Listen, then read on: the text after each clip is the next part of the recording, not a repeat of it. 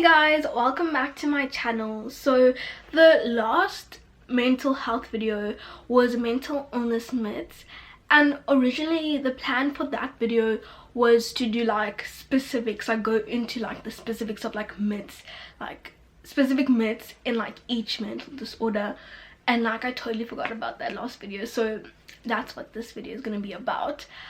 There are 14 different mental disorder categories, but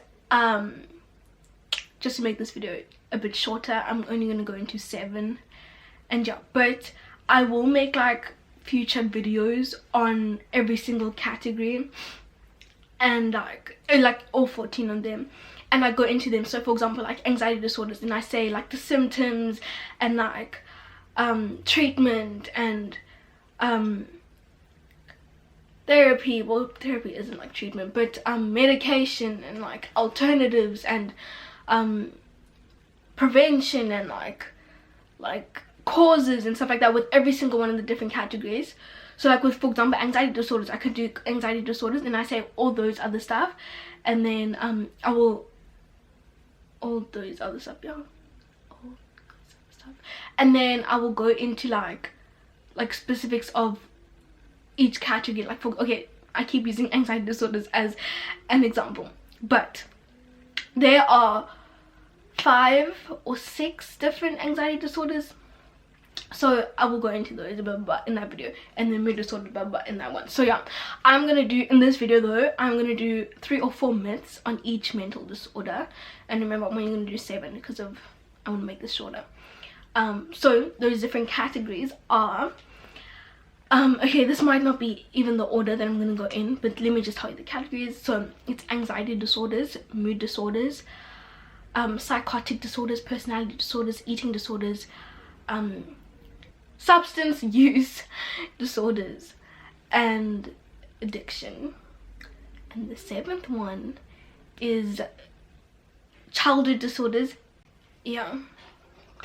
Okay, so the first myth about anxiety disorders is medication is the only treatment for anxiety disorders. The fact is that medication can only sometimes be effective, but scientific research shows that CBT, which is cognitive behavioral therapy, can be as or more effective than medication.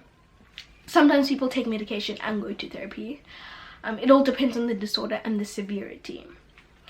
The second myth is anxiety is not a real illness.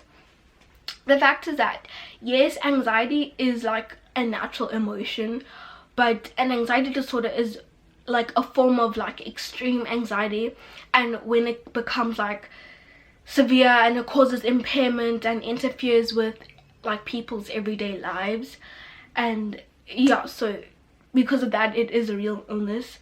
The third myth is people with anxiety could just snap out of it if they wanted to. The fact is that it is very hard to overcome an anxiety disorder without professional help. To someone who doesn't have an anxiety disorder, out of proportion concerns about meeting new people, seeing spiders, being in close spaces, missing appointments, being late, speaking in public spaces, avoiding germs and stuff like that can seem ridiculous. So it would not be, it's uncommon that they would like think that someone could just snap out of it because they're not experiencing it, of course. Next, it is a myths and facts about mood disorders. The first myth is people with bipolar disorder are just moody. The fact is that, yes, people with bipolar disorder do experience mania or hypomania, the highs, and depression, which is the lows, but these moods are different than the ones that we experience in our everyday lives, like the fluctuations that we experience. The highs and lows of bipolar disorder are quite extreme, and they can often occur out of context. This can sometimes be debilitating and can sometimes require hospitalization. The second myth is mood disorders are simply a lack of willpower. The fact is that symptoms are not due to laziness and are not within someone's control, like at all. The mental illness can make them unable to perform their regular activities for so many reasons. People with mood disorders often feel fatigued or completely exhausted and can sometimes have trouble focusing. It's not about willpower at all. The third myth is people who come from happy families can't develop mood disorders. The fact is that people from any family background can develop a mood disorder. There are many different reasons why people develop mood disorders, and some reasons are unknown, while some are due to a chemical imbalance in the brain, mainly the neurotransmitters that send signals between neurons. So neurons are your brain cells. And yeah, so other environmental and biological factors can influence the production of the neurotransmitters. Mood disorders can also run in the family, so it can be genetic. Even if someone had a happy childhood and came from a loving, caring family, they can still develop a mood disorder.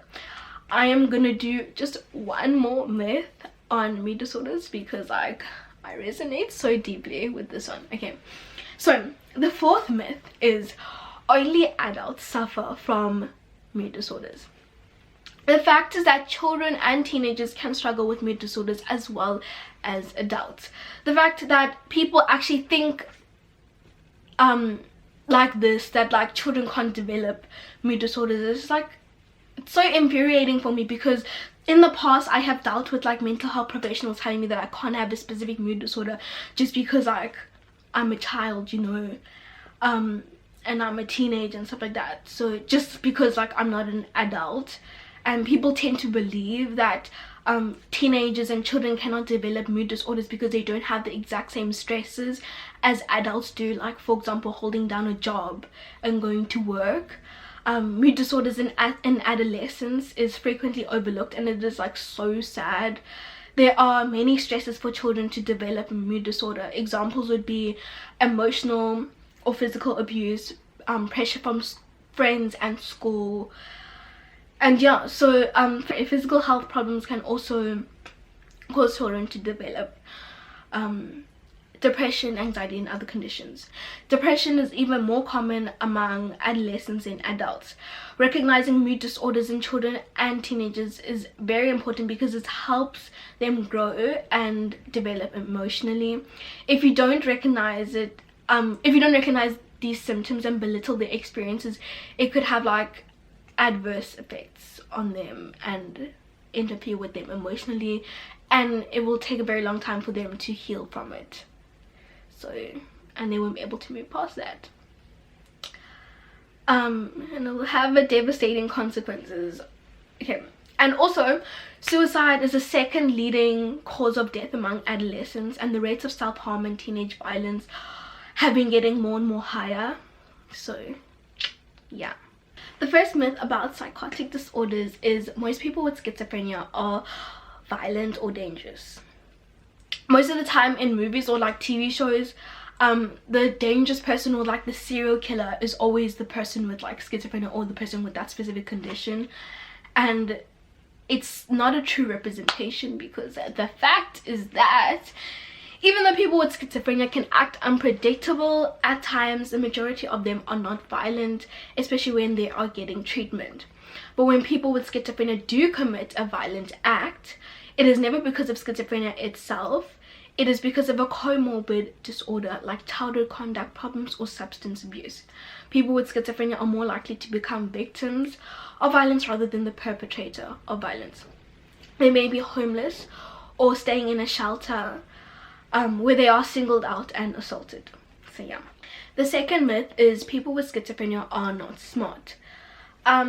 So a few studies have found that people with schizophrenia have more trouble on tests of mental skills such as attention, learning, and memory, but that doesn't mean they are not intelligent. So many creative and smart people throughout history have had schizophrenia, like Russian ballet dancer Vaslav Nijinsky, Nobel Prize winning mathematician John Nash. And this one is gonna come as a shocker because when I found it out, it came out as a shocker for me. Okay, so Vincent van Gogh, he had schizophrenia. So yeah. The third myth is schizoaffective disorder is the same as schizophrenia. The fact is that schizoaffective disorder and schizophrenia are related, but they are two different conditions.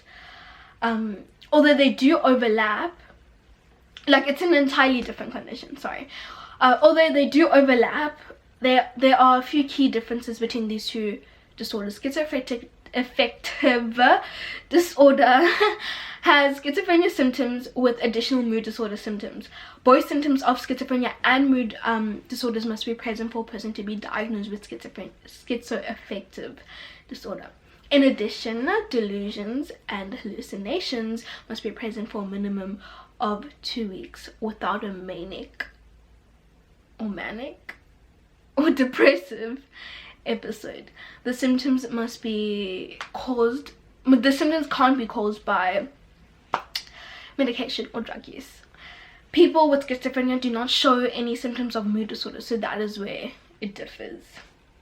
Okay, so the first myth about personality disorders is people with borderline personality disorder just want attention. The reason why this myth is even around is because someone with borderline personality disorder will like try to harm themselves in some way or another. This is because they're just trying to regulate their emotions and they're trying to find an outlet for their stress. This goes with other mental disorders and just in general with other people, you know, who self-harm. However, others who do not understand self-harm and the reason behind it think it is just for attention. So think about the next time you tell someone that they are just harming themselves for attention, okay? The second myth is if you have histrionic personality disorder, then you are an attention seeker. But it is not because you have high self-esteem. The fact is that it is the total opposite. You constantly feel the need to be the center of attention and actually have a fear of being alone or not needed. You may even feel overly anxious if you are not granted full attention from others. At times, you are overly dramatic or you use extreme behaviors to get attention from people, like being extremely or overly seductive or exaggerating your emotions. The third myth is people with personality disorders are trying to get attention when they attempt suicide. They don't really want to die. The fact is that just like with most people who commit suicide, people with personality disorders try to kill themselves because at the moment their agony is like so great that they don't think that life is worth living. They may be experiencing intense painful emotions and think that suicide is the only way out. Suicidal behavior can sometimes be a desperate cry for help, but no one is looking for attention when they display suicidal behavior or when they try to commit suicide. It's never for attention. So yeah, the first myth about childhood disorders is that ADHD is caused by poor parental discipline. The fact is that it is not caused by poor parental discipline. Inconsistent limit setting and other ineffective parental practices can, however, worsen it. The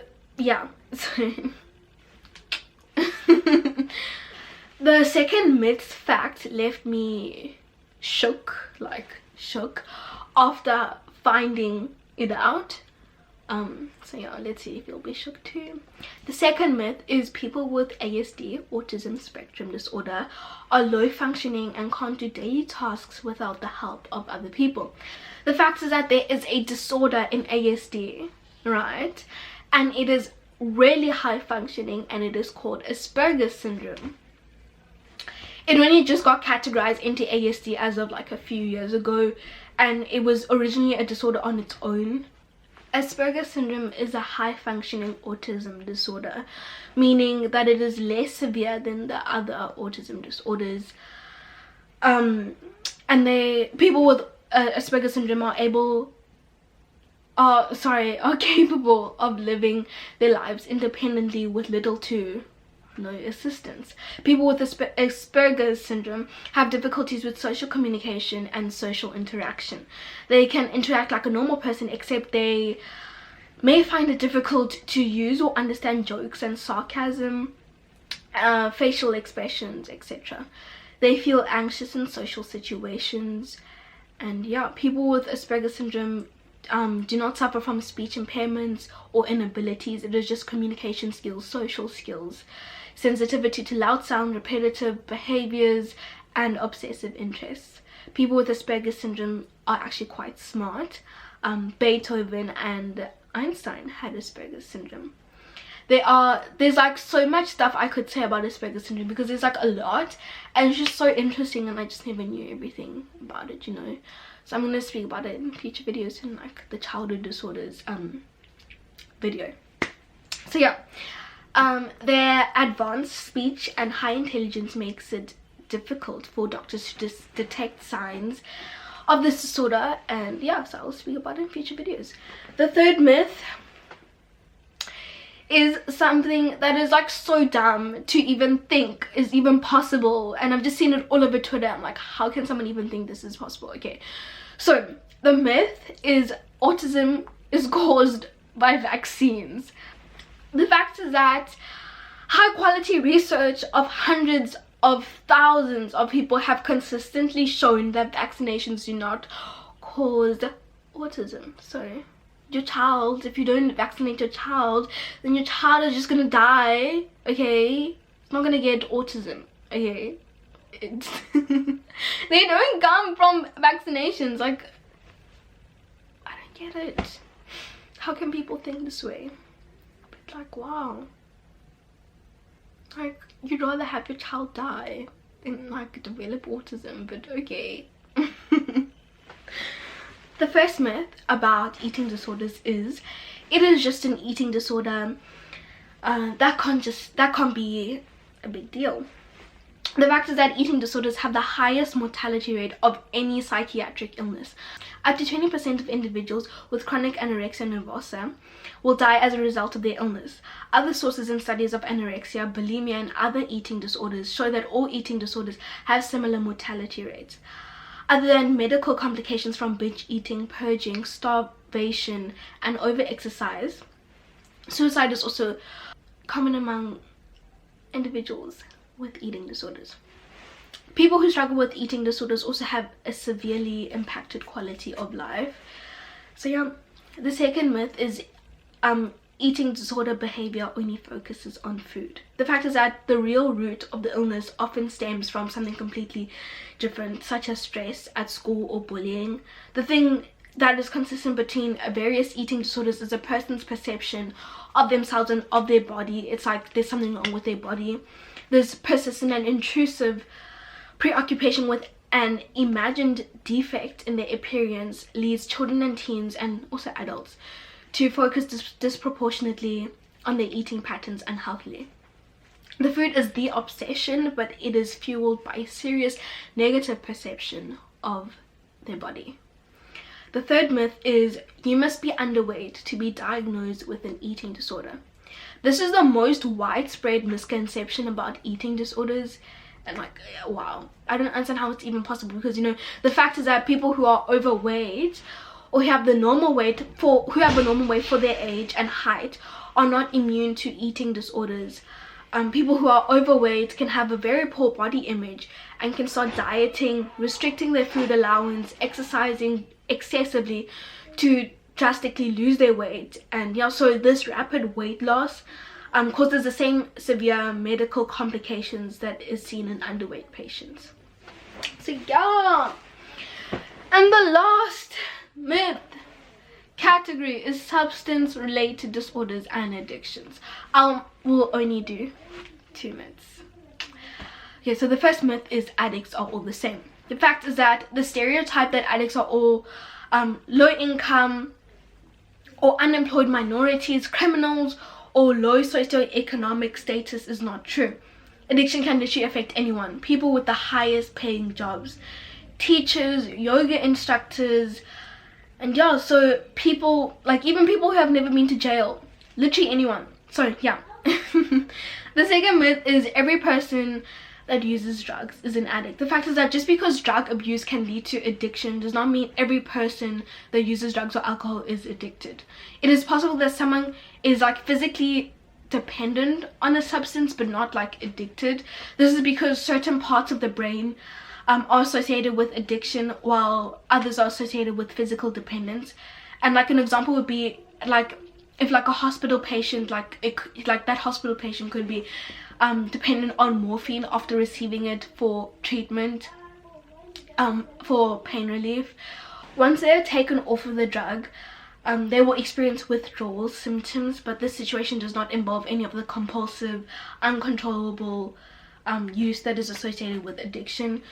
Unlike physical dependence, addiction is characterized by uncontrollable cravings, an inability to control usage, and continued use despite doing harm to themselves and the other people around them. If you have made it to the end of this video, I am forever grateful of you, because I think this is really long.